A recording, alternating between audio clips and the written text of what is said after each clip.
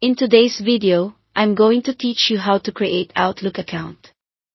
First, open your preferred web browser and head to outlook.com.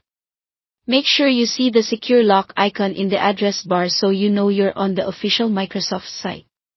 On the home page, look for the Create Free Account button and select it to begin. You'll be asked to choose your email address. Type the username you want, and then choose your domain from the drop-down either at outlook.com or at hotmail.com. If the name you want is taken, try adding a short, memorable variation. Keep it professional and easy to say aloud. This helps when you need to share it with others. Next, create a strong, unique password. Aim for at least 8 characters, mixing upper and lowercase letters, numbers, and symbols. Avoid anything easy to guess, like common words or personal details. A password manager can help you generate and safely store a complex password so you don't have to memorize it. After that, enter your personal information. Provide your first and last name the way you'd like it to appear, pick your country or region, and select your birth date. Accurate information helps with account recovery and regional settings, like time zone and language.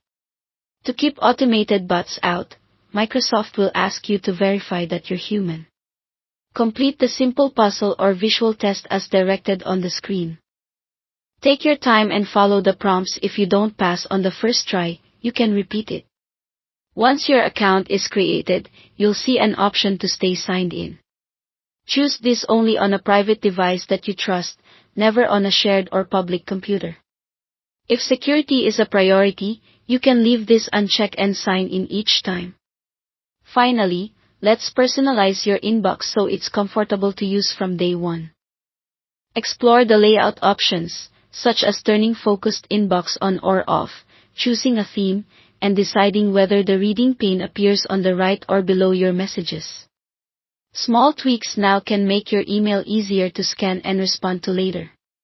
When you're happy with the setup, you're ready to start sending and receiving messages with your brand new Outlook account. That's all there is to it. Thanks for watching.